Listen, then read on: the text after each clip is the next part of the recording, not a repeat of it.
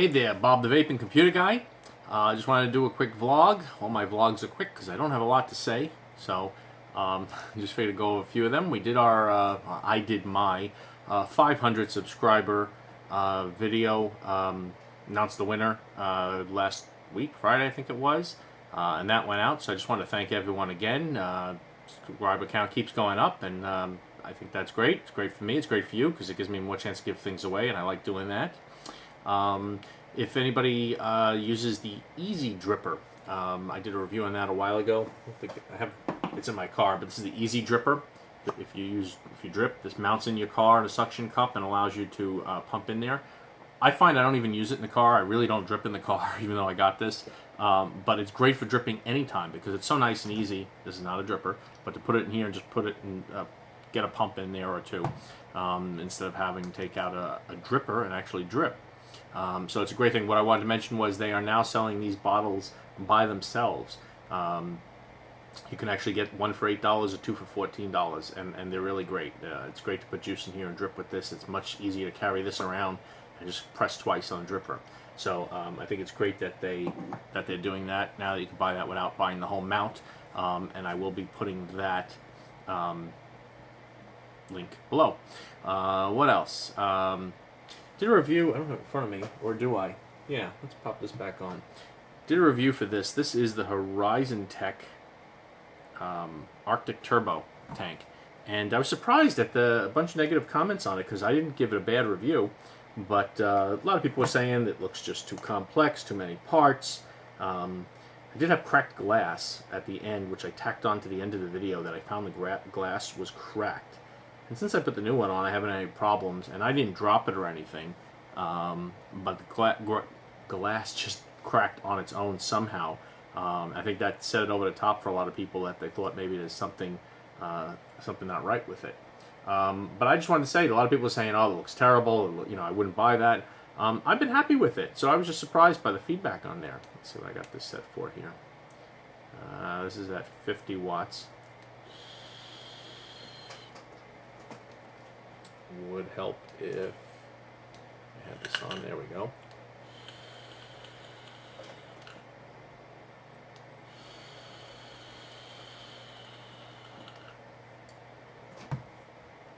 I've had a really nice vape on this, so I was surprised by the feedback on it, but I think for an under $20 tank, it's pretty good. So, yeah, I was a little surprised about that. Somebody asked me, what does level 4 email mean? If you watch my videos, a lot of times I forget to turn the sound off on my phone, and you constantly hear level something email in the background, so I said that I'd answer that. Unlike with iPhones, with Android phones, you have a lot more granular control over it. That's why if you're a techie of any kind, you don't use iPhones, you use Android. What I have is when my emails come in, they're categorized based on who they're to. If they're from a client, if they're from family, if they're uncategorized and just generic email, if they're from a vendor, and when they go into certain folders, I have different sounds that play. And I have level 4 email, level 3 email.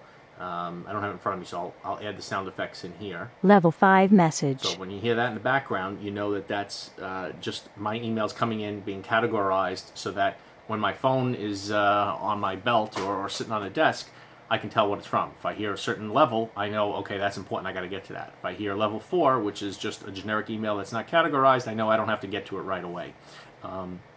So I just thought I'd let you know about that. Two more things. If you're familiar with the WISMEC, let's see, what was the full name of it? It's the Reuleaux, I believe it is. Let's see if we can pull that up real quick here. The WISMEC Reuleaux DNA 200. I don't have one. I don't have any DNA 200s actually, devices. But that's been a pretty popular review going around right now, and it looks great. Looks like a nice 18650 device, long battery life. But because of that DNA board, they're going for about 165 bucks. They're expensive. My understanding is they're being charged about $80, suppliers, the manufacturers, anybody who wants to use a DNA board, for the board. Boards cost them about 80 bucks. Well, they're coming out with a new one, and if I could find the link that I had here for it, the WISMEC Reuleaux RX200 temperature control. And I know I got it here somewhere. There we go. So this is the same device, but they're using a Pioneer 4U board, and it's selling for $65 instead of $165. Big difference. So I just ordered one of these from Angel Sigs. They're all on pre-order right now. I don't think anybody has them. Maybe some of the more popular reviewers out there have gotten some. Everybody says the DNA boards are rock solid. They work extremely well. Pioneer for you, who knows? We'll see how good the board is that's in this. But for $65 instead of $165, just because of the board, I don't see it being bad for power mode, temperature control. We'll have to test it, and I'm sure everybody will, and see how it works. But I'm going to put a link below in case anybody really liked that device but didn't want to spend $165 to $200 on it. You can pick these up or pre-order these anyway for like $100 less. So I certainly put an order in for one of those right away. So I don't know how good they are, but if you're curious to try it, I think that's great, and I'm looking forward to getting that device when they come out. I think it's like December 9th is the estimated date or something like that. Let's see if they have a date on here.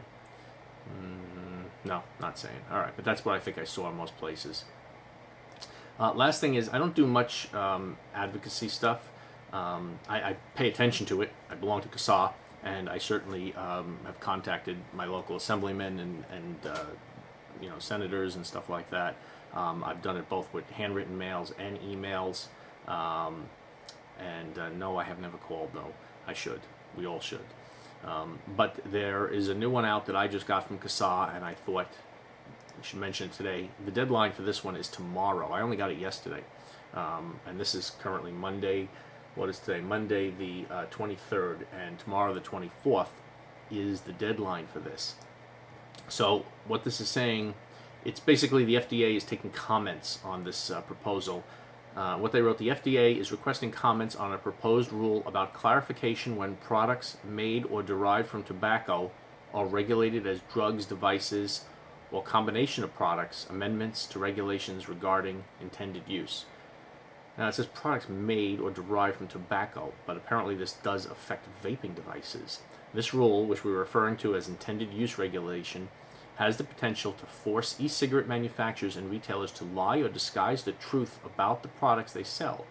Although the FDA is describing this rule as an effort to prevent confusion among consumers, the real effect will be misinforming the public, and this is CASA now talking about this part, of the risks and potential benefits.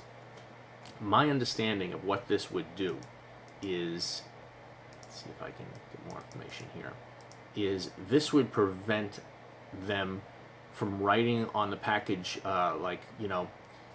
stop smoking, start vaping. Can't say anything like that. You can't say something like, quit smoking now, this device can help you quit smoking. They can't say anything like that. That's my understanding here. Pulling this up on CASA.org, and I will have a link to it below. The FDA is requesting comments on a proposed rule. Let's see, trying to find where there was an area here where they were trying to give examples.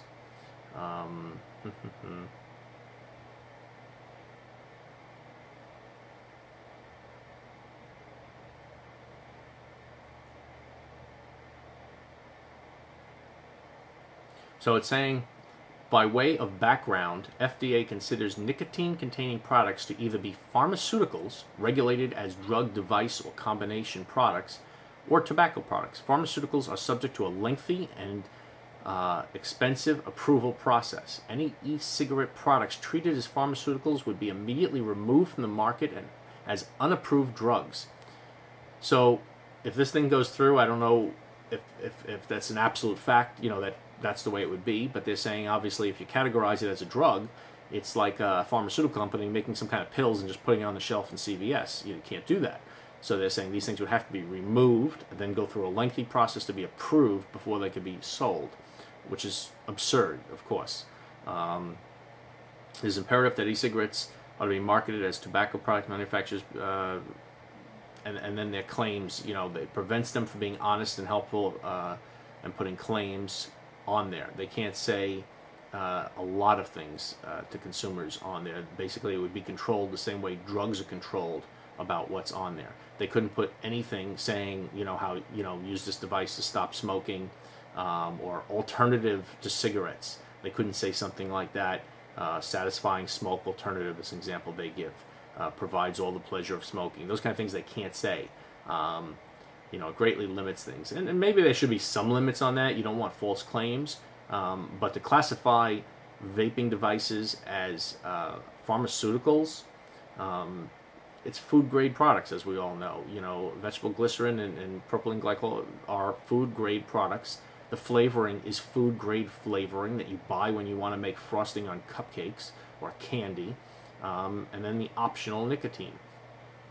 So there is a link here, and there's a form to fill out for this. Now, I noticed one thing that I was a little unclear about with this. Let's see if I can find the actual website to go to. I'm going to list all of this on here. But when you go to the site and you go to fill it out, there's a comment area, and they give you something that you need to copy and paste into that comment area, which explains exactly what you're commenting on. You can put your name, which contact information, put your zip code and an email address, which I strongly recommend. The more information you give, the more personal information, the more that it's clear that you're serious about this and not somebody just trying to spam their site with your opinion. Then there's a category, which is required. And I didn't see anything in the CASA notice about what category to choose. And there's, a lot of different things: Consumer Device Association, animal feed industry. So because this is for the FDA, the Food and Drug Administration, I put Drug Association. That's the category I chose. There's the drug industry, there's the federal government, there's a food association, there's the food industry, so there's the Food and Drug Administration. So I think this is where this comment gets posted. I'm not sure. If anybody knows anything more specific about that, please comment below, but I did choose that because it seemed like the most logical thing to me. So I'm going to put that below. If you're seeing this in time, by the end of the day on the 24th, Tuesday, please go ahead and click on that and fill that out. So that's kind of important, as are all of that. And of course, if you don't belong to CASA, please join them. If you're not familiar with them, it's an organization that monitors what's going on in the vaping industry with these rules and laws that are trying to be passed, and taxes and so forth. And it's nice because once you register in your state, you'll get emails saying what's going on in your state. If there's some proposed bill for your state, they'll send you something about it. So anyway, that'll be below as well. And that's about it. So everybody, I don't know if I'll have any videos out before Thanksgiving. Depends if I get anything else new in or pick up anything to review. If not, have a great Thanksgiving here in the United States, and to everybody else in the country and everybody else in the world who's watching. Thank you so much for watching, and I'll see you soon.